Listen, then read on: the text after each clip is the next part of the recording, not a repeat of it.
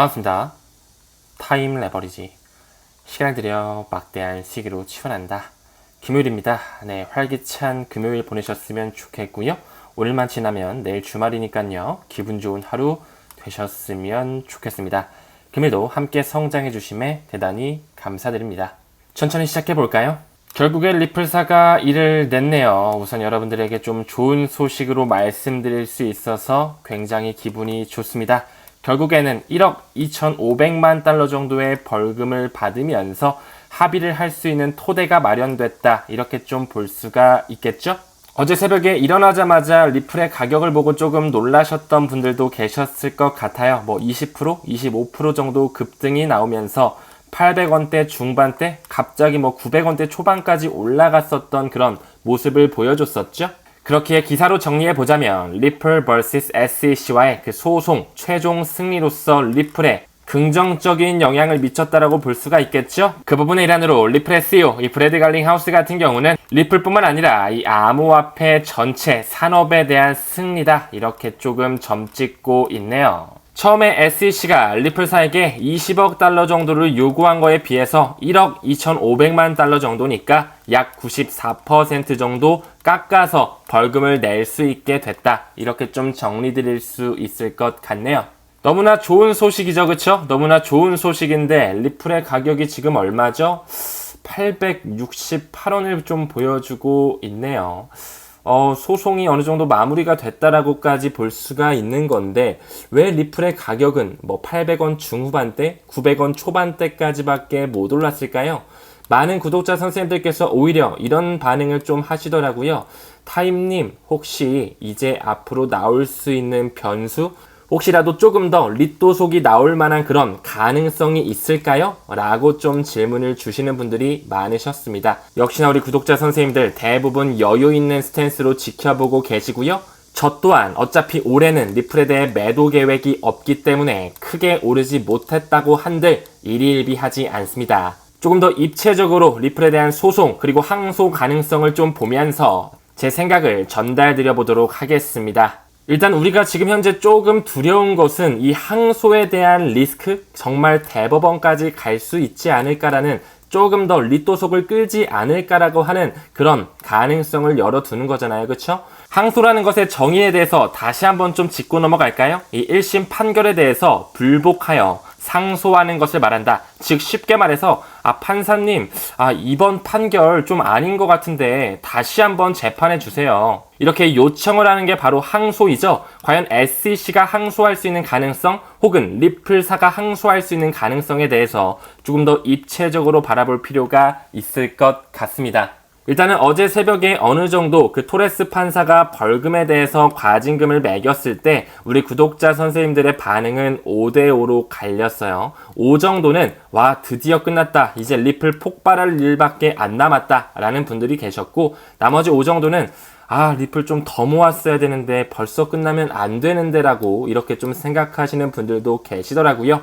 근데 이 전자의 경우 드디어 끝났다라고 하기에는 가격적인 부분이 여러분도 느끼다시피 뭔가 이거 오른 거 맞아? 작년 7월 13일에는 거의 2배 가까이 오르면서 1,100원, 1,200원대까지 갔던 것 같은데 이거 가격이 왜 이러지?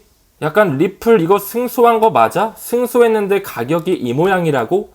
넌 나에게 모욕감을 줬어. 라는 이 영화의 명대사가 또 떠오르는 어떤 가격 흐름을 좀 보여주지 않을까 이렇게 좀 보이는데 결론부터 좀 말씀을 드리자면 이 항소에 대한 가능성 저는 좀 현저하게 낮지 않을까라는 생각을 조심스럽게 전달드려 봅니다.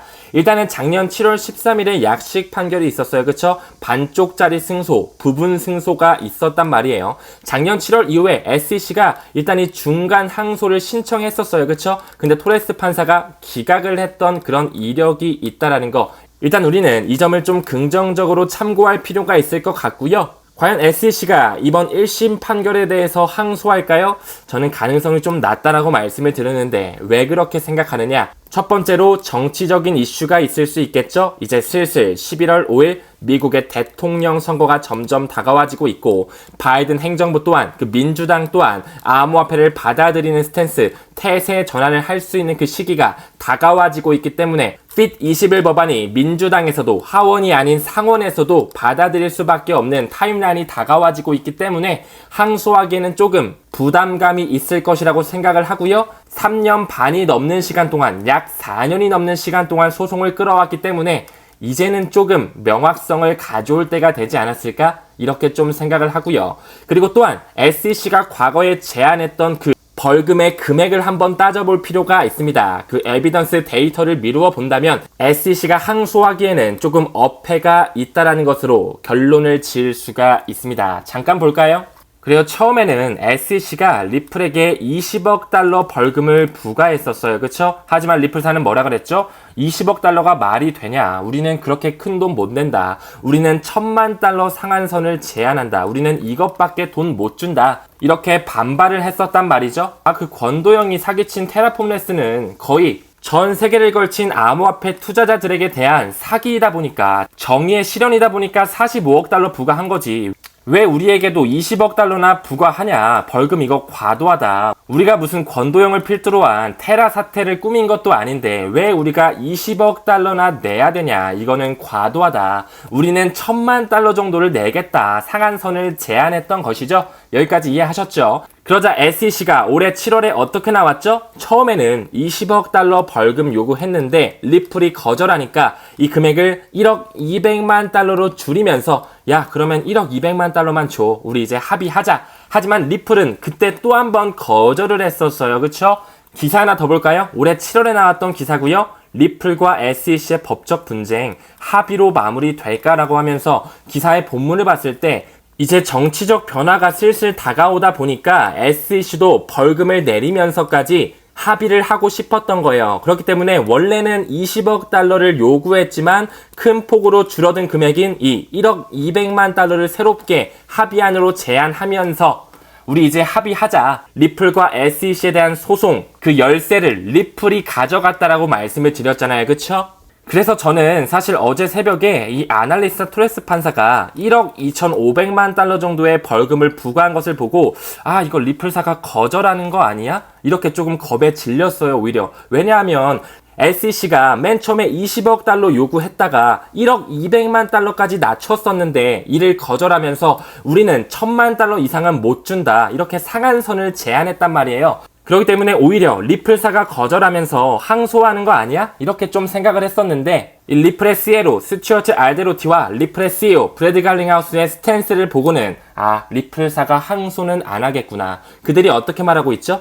우리는 이 법원이 정교한 제3자에게 특정 이 역사적 판매에 대해 부과한 1억 2,500만 달러의 벌금은 존중한다. 이렇게 또 이야기를 하고 있고 브래드 갈링하우스도 뭐라 그랬죠? 우리는 법원의 결정을 존중하면서 우리 회사를 계속 성장시킬 수 있는 규제의 명확성을 가지고 있다. 이것은 리플뿐만 아니라 산업 그리고 법치주의의 승리이다 라고 하면서 이제 XRP 커뮤니티 전체에 리플과 SEC에 대한 그 소송의 장애물, 그 역풍은 사라졌다라고 이야기하고 있잖아요. 그렇기 때문에 그들의 스탠스를 봤을 때 다행히 리플사가 항소하지는 않겠구나. 그렇다고 SEC가 항소하기에는 이제 정치적인 이슈도 점점 다가와지고 있으면서 과거 제안했던 돈을 봤을 때 1억 200만 달러까지 벌금을 줄이고자 제안을 이미 했기 때문에 아날리스트 토레스 판사가 이야기했던 1억 2,500만 달러로 합의를 봐라, 벌금을 내라 라고 한 것에 대해서 오히려 항소를 한다면 어폐가 있지, 말이 안 되는 상황이지, 이렇게 좀 받아들일 수가 있겠죠. 그렇기 때문에 결론적으로 말씀을 드리면 리플사가 항소할 가능성도 낮아 보이고요. 왜? 리플의 CEO와 리플의 CLO의 스탠스를 미루어 보았을 때요.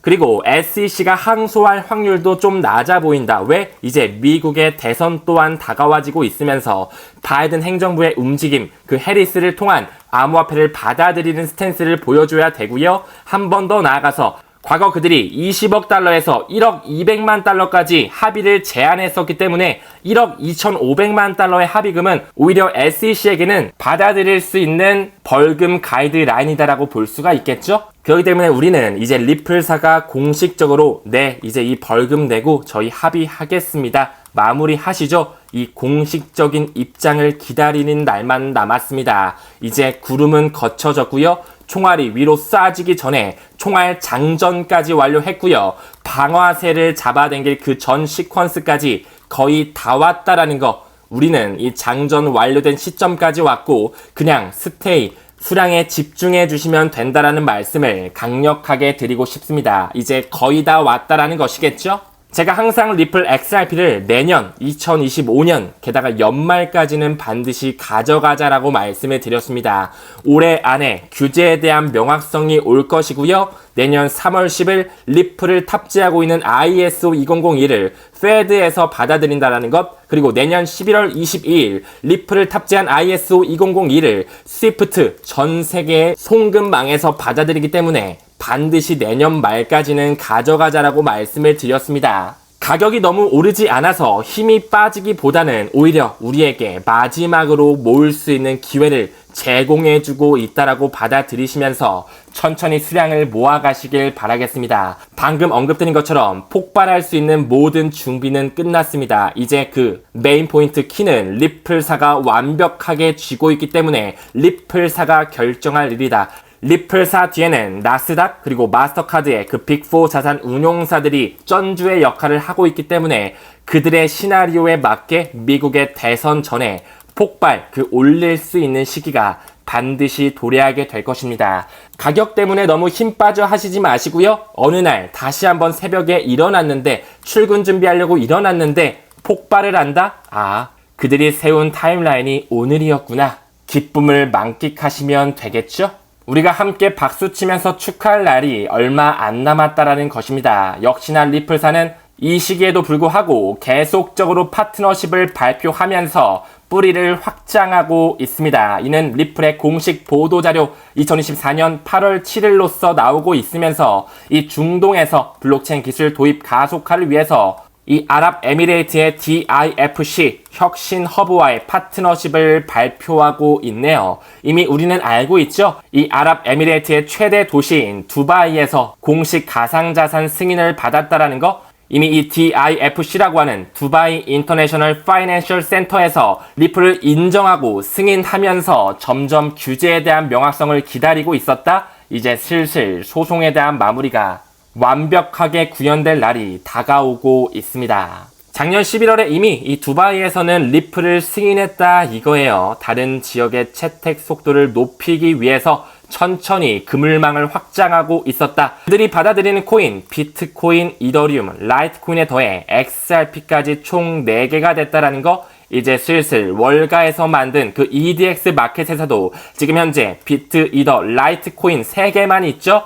XRP가 반드시 인덱스로서 들어갈 수밖에 없는 시기가 다가오게 될 것입니다. 그뿐만 아니라 리플의 소송 승소 이후에 이 미국 은행에서 XRP를 사용한다라는 이런 선언이 밝혀졌다. 이런 찌라시가 나오고 있는데요. 이미 우리는 알고 있죠. 이 뱅크 오브 아메리카뿐만 아니라 아메리칸 익스프레스 모두 리플과 과거부터 파트너십을 맺고 있고 이미 그들은 대중들이 모르게 ODL 솔루션을 쓰고 있다라고 말씀을 드렸습니다. 그 부분의 일환으로 이 뱅크 오브 아메리카라든지 아메리칸 익스프레스 뒤에는 버크셔 해서웨이, 그 뒤에는 워렌 버핏이 있다라고 말씀을 드렸죠. 이미 워렌 버핏은 이 리플의 회원사인 브라질의 누뱅크에 직접적으로 투자를 단행하고 있다라고 말씀을 드렸고요. 그뿐만 아니라 여기도 나오죠. 이 아메리칸 익스프레스 그리고 리플의 초기 투자자 스페인의 최대 은행 산탄데르 역시 과거부터 리플과 협력 관계였다라는 거 때는 바야흐로 2017년입니다. 그들은 이미 리플의 분산 원장 기술 디스트리뷰트 레저 테크놀로지를 활용하면서 송금을 이룩했던 이력이 있죠. 그때 거래량 사상 최고치를 기록했다라는 이력 또한 있고요. 이미 그 뱅크 오브 아메리카는요. 리플과 함께 파트너십을 가지고 있을 뿐만 아니라 과거에는 리플을 인용한 결제 시스템 특허 출원까지 완료했다라는 거. 왜 그들이 과거부터 리플과 함께 파트너십을 맺고요. 리플사의 분산 원장 기술을 탑재하면서 파일럿 테스트를 완료했을까요? 왜 워렌 버핏이 리플의 회원사인 누뱅크에 직접적으로 투자하고 있는지 이제 슬슬 수면 위로 떠오를 때가 다가오고 있습니다. 2019년에 있었던 뱅크 오브 아메리카 코퍼레이션에서의 그 특허 리플사의 DLT가 명시되어 있다는 것, 우리는 현재 확신을 할 때라고 강력하게 말씀을 드리고 싶네요. 이미 뱅크 오브 아메리카는요, ODL 솔루션뿐만 아니라 리플 XRP 레저의 그 리퀴디티 허브 또한 사용하고 있다는 것을 미루어 보았을 때 점점 수면 위로 떠오르는 그 규제에 대한 명확성, 리플사가 승전포를 공식적으로 올리는 날이 카운트다운 되고 있다는 것을 반드시 인지해 주셨으면 좋겠습니다. 여러분 그거 아시나요? 구글이라든지 애플이라든지 아마존, 지금 전 세계를 휘어잡고 있는 핀테크 회사, 빅테크 회사라고 볼 수가 있겠죠? 그들도 과거에는 SEC에 기소를 당하면서 이를 종식시키기 위해 비용을 지불했다라는 거, 이제 슬슬 전 세계 물의 날을 기념했었던 리플 또한 소송에 대한 완벽한 마무리뿐만 아니라 XRP에 대한 ETF 그리고 리플사의 Initial Public Offering, 나스닥에 상장되는 그 순간까지 반드시 리플을 홀딩하시길 바라겠습니다. 리플에 대해 공부하지 않으신 분들은 리플 그거 스테이블 코인 아니야? 어차피 1달러로 고정되는 거 아니야? 분명히 말씀을 드렸습니다. 스테이블 코인은 따로 있죠? 이제 올해 하반기에 리플사의 RLUSD, 그게 스테이블 코인이고요. 이제 CBDC의 세상, 스테이블 코인의 세상에서 그 운동장 역할을 하는 생태계 XRP 레저가 될 것이면서 도매용 CBDC의 그 유틸리티는 XRP가 가져갈 수밖에 없다라는 거. 이미 리플사는 비자와 함께 파트너십 관계를 맺고 있고요. 스위프트망을 송두리째 바꾸기 위해서 국제결제은행과 어깨를 나란히 하고 있다라고 말씀을 드렸고요. 이미 JP모건의 공식 문서를 봤을 때도 리플을 국경 간 결제 솔루션으로 인용하고 있다라고 말씀을 드렸습니다. 푸날리티와 리플의 관계, 그리고 스위프트와 함께 가는 이 CLS 연속 결제 은행이 모두 다 따로 노는 게 아니라고 말씀을 드렸습니다. 제가 어제 영상에서도 말씀드린 XRP 레저에 대한 업그레이드 일정이 있었죠?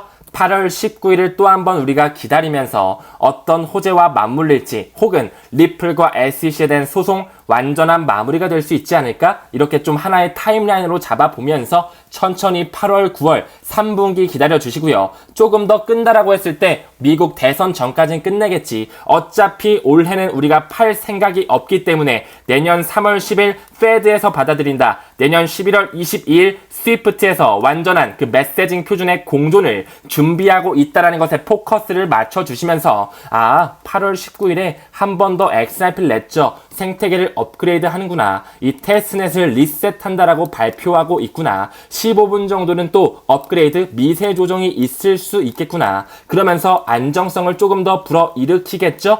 점점 트레드파이와 맞물릴 수밖에 없는 테스트넷, 메인넷, 그리고 이더리움 버추얼 머신이 들어올 수밖에 없는 상호 운용성이 완결성을 갖는 시대 올 수밖에 없다라는 거 천천히 기다리시길 바라겠습니다. 다음 기사 봤을 때 JP모건의 회장 제이미 다이먼 나오면서 미 경제 연착률 성공 확률이 현저히 낮아 35에서 40%야. 너네 지금 팔고 떠나가야 돼. 경기 침체 올 수밖에 없어. 이렇게 좀 흔들리는 기사로밖엔 안 보이네요. 어제 영상에서 말씀드린 것처럼 일본과 미국의 계략 샴의 법칙, 샴 박사가 이야기한 것처럼 경기 침체는 시간이 좀 걸린다라고 말씀을 드렸습니다. 반드시 그들이 기관의 자금으로 끌어올릴 수밖에 없는 미국의 대선과 맞물리는 비트코인의 네 번째 반감기 슈퍼사이클, 천천히 고대하자라고 말씀을 드렸죠. 지금 현재는 베어 트랩 안에 갇혀있지만 반드시 거시적인 지표를 봤을 때는 올라갈 수밖에 없는 시기 도래하게 될 것입니다. 점점 트럼프 후보를 통해 뭔가 큰일이 다가온다라고 암시가 되어지고 있거든요. 그 부분 내란으로 비트코인, 이더리움, 솔라나, 역시나 XRP까지 포함이 되면서 슬슬 그 폭발하는 시기가 다가와지고 있다는 것을 말씀드리고 싶네요. 그 부분 일환으로 이 도널드 트럼프의 아들 에릭 트럼프까지 암호화폐에 대해 중대 발표 예고를 하면서 이제 슬슬 스테이블코인, 비트코인을 받아들인다, 그리고 디파이 시장이 커질 수밖에 없다는 것을 예언하면서 암호화폐 시장에 대한 전성기를 준비하고 있습니다. 그 카말라 해리스 역시 리플사와 함께 움직임을 가져가고 있다는 거, 리플사는 이미 공화당뿐만 아니라 민주당에도 공식적으로 로비를 하면서 그들이 설계하고 있는 그 시나리오를 준비하고 있다라고 말씀을 드렸죠. 지금 현재 이더리움 가격이 조금 상대적으로 많이 안 오르고 있어요. 그러면서 솔라나의 가격을 조금 펌핑시키고 있죠. 저는 요즘에 구독자 선생님들께서 타임님, 저 포트폴리오 분산화 작업하고 싶은데 어떤 코인 사야 될까요? 솔라나가 많이 오르는데 솔라나 사야 될까요?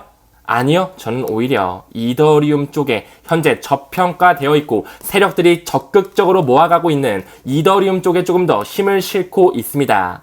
저는 지금 현재 상황이 이렇게 보이더라고요. 얘들아, 솔라나가 이더리움 따라잡을 수도 있어. 가격을 봐봐. 이더리움은 ETF 승인됐는데 지지부진하잖아. 솔라나 봐봐. 시가총액도 가볍고 얘가 또 ETF도 승인될 것이면서 이더리움의 비탈릭 부테린은 러시아 계열인데 솔라나는 미국 계열이니까 솔라나를 밀어줄 거 아니야. 너희 이제 이더리움 팔고 솔라나로 가야지. 이렇게 유인하는 것으로밖에 안 보입니다. 하지만 코어를 반드시 잡으십시오. 이더리움과 솔라나 모두 다 기관의 검증은 끝났고요. 이더리움과 함께 가는 컨센시스라는 재단 조셉 루빈이 이끌고 있고요. 거기에는 테마섹, 소프트뱅크 그리고 JP모건이 깊숙하게 투자했다. 이미 이더리움의 메인넷이 암호화폐 생태계 70%의 그 플랫폼을 장악하고 있다는 것 반드시 잊지 마셔야 되고요. 리플의 RLUSD가 XRP 레저 생태계뿐만 아니라 이더리움 메인넷 위에 올라간다는 것을 병렬적으로 보시길 바라겠습니다. 지금 현재 우리는 이더리움을 팔고 솔라나를 사야 될 게 아니라 이더리움 가지고 계신 거 꾸준하게 홀딩 하시고요. 추가적인 매입하실 때 이더리움과 솔라나 병렬적으로 모아 가주시면 됩니다. 두 가지 다 기관의 채택은 끝났다라고 말씀을 드렸고요. 반드시 이더리움을 필두로 한 알트 시즌이 도래할 수밖에 없습니다. 제 이더리움 목표 매도가는요. 최소 2천만 원을 바라보고 있습니다. 참고적으로 봐주시고요. 솔라나 역시 우리가 분산화 작업하기 너무나 좋은 토큰인 것은 기정사실화라는 거 병렬적으로 말씀을 드리겠습니다. 어제 영상에서도 말씀드렸던 샴의 법칙의 창시자 이 샴 박사가 이렇게 말하네요. 연준 긴급적으로 금리 인하할 필요까진 없어. 그냥 9월 FOMC 회의에 B컷 정도 하면 돼. 이 말은 즉슨 경기 침체가 목전에 바로 눈앞에 있다라는 것이 아닌 어느 정도 시기를 지나고 내년 어느 시점에 올 확률이 높다라고 저는 개인적으로 생각을 하고 있습니다. 왜 과거 스위프트 결제 시스템에서 XRP 페이먼트, XRP 세틀먼트를 파일럿 테스트를 했는지 잘 생각해 보셨으면 좋겠습니다. 이제 XRP를 통해서 총을 그 폭발을 할 시기 총알까지 넣고 장전까지 완료가 됐다라는 거, 이제 그들이 방아쇠를 당길 그 타이밍을 재고 있다라는 것을 명심하시면서 긍정적인 스탠스로 천천히 시간을 들이시길 바라겠습니다. 아무쪼록 리플사의 그 규제에 대한 명확성 이제 정말 턱 밑까지 왔습니다. 최종 승리를 함께 기다리면서 우리의 투자 수익률 폭발할 수밖에 없는 시기를 천천히 같이 기다렸으면 좋겠네요. 금일 영상은 여기서 마무리하고요. 오늘도 시청해주심에 대단히 감사드립니다. 우리는 모든 면에서 점점 더 좋아지고 있습니다. 감사합니다. 성투합시다.